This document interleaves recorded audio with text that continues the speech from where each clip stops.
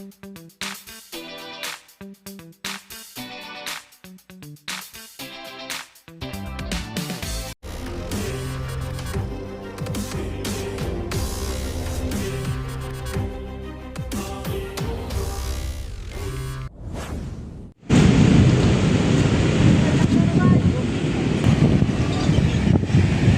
guys, nandito po tayo muli sa ating update, no?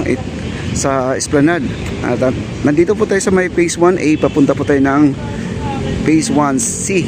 At tayo ay i-check po natin yung second floor kung yun po ay meron na pong flooring.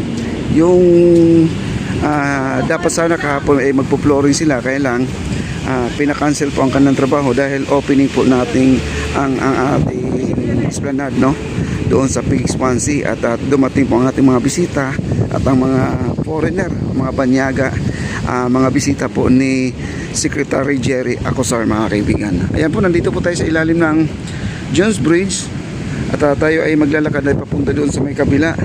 I-check po natin kung ano na po ang nangyayari doon sa flooring, kasi ang sabi ngayon daw sila mag-semento, magpo-flooring doon sa ating second floor. Pero pakiramdam ko ang ating panahon ay maulan-ulan at nandito po tayo sa ilalim ng Jones Bridge. Ayan po, tuloy-tuloy na po tayo at pasukin po natin yung ano. Ayun, no, nakikita po natin, no, mapatak po talagang ulan. Okay lang, meron namang mga bisita dito, kasi dalawa na po ito sila, no.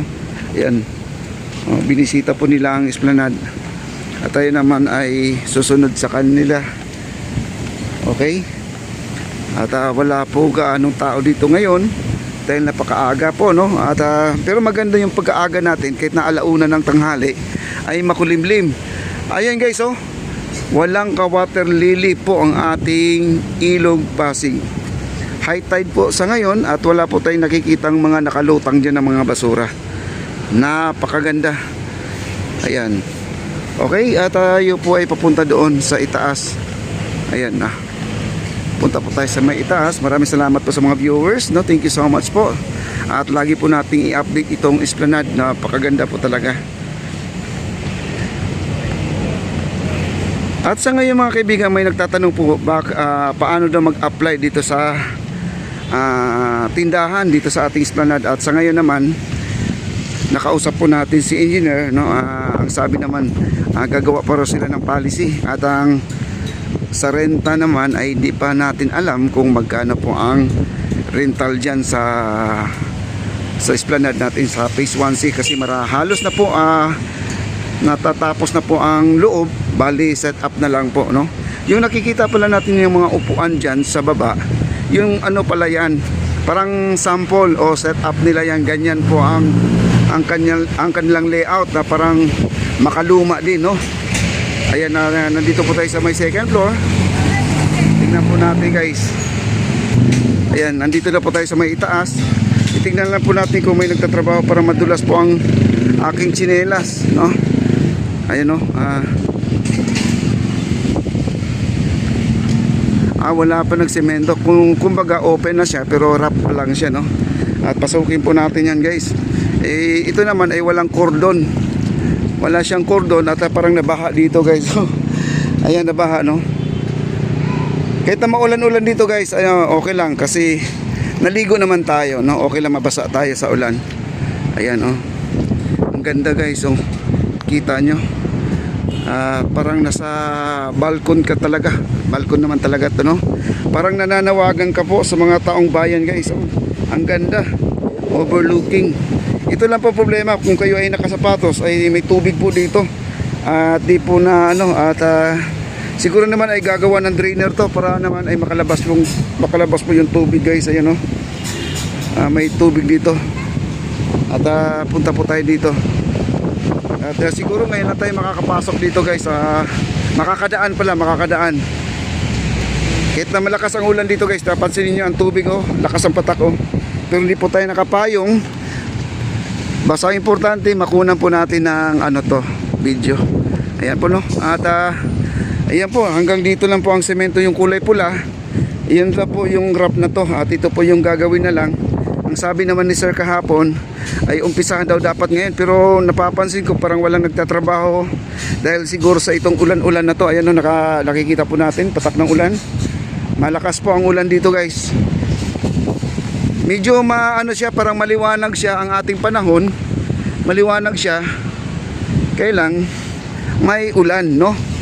Ang ating plant box nandito. Ayan, ang ating plant box. At ito po ay lagyan ng lupa na lang to. Kaya itatanim po dito kung anong ilalagay. Alam niyo naman, no? Palmera na isang dyan, number 1 na mailalagay dyan, no? Palmera. Ang ganda dito guys, oh. Wow. At ngayon na po ako nakakadaan dito. Ayun o, ang ganda guys. Wow, grabe. Kita na po dito ang ating ang ating kailugan. Ang ganda. Wala pang namamasyal ha. Ako pa lang ang namamasyal at may dalawa dun sa baba. Parang special, no? VIP kami ngayon. Ayan, tayo po ay ang sarap na talaga maglakad dito guys, no? Kita sabihin po natin na hindi pa tapos ang ang ating pag-flooring, pero ang ganda. Buti na nakachinelas po tayo. Tigo Budhan, your good is human. Ayan, maraming salamat. Thank you. Wow. Ang ganda. Grabe. Ang haba na po ang aking lalakarin. Hindi na po short walk, no? Long walk na po tayo guys. Ang ganda. Wow, grabe. Lalo kung nabuksan itong ilaw sa gabi. Napakaliwanag guys. Itong ilaw na to nasa itaas. Walang gumagawa sa ngayon ha. Paalala ko lang dahil hindi po pwede mag-flooring na ganito. Maulan-ulan kasi masisira po ang kanilang flooring. Instead na tama sa halo at sa tubig ang ating simento, lalong madagdagan po, no? Ganda. Okay lang ito pa. Sa bagay, di pa naman tapos talaga to. Lagyan pa lang ng flooring. Wow. Ang ating cellphone basa na at lakas po ng ulan guys. At tayo po ay dahan-dahan na po bababa dito sa ramp. Dito na po yung ramp ha. First time ko lang dumaan dito mga kaibigan. Lagi ko naman kinukunan ng video ito.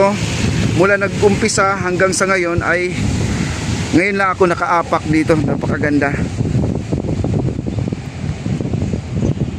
Tapos ito yung malaking plant box guys. Ito yung dati may baluster to tapos tinanggal.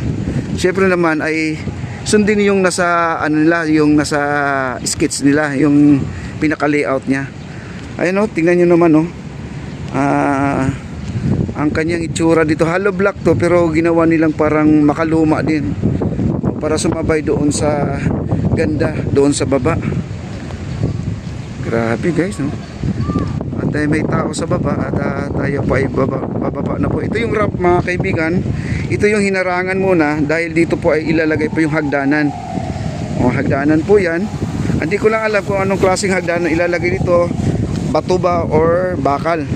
At didiretso na po doon sa may hagdanan sa kabila papunta sa Binondo Bridge mga kaibigan, or Intramuros Bridge. Ayan po yon. Grabe guys, ayan po may mga bisita na pong umakyat dito, mga foreigner to guys. Ayan dami nila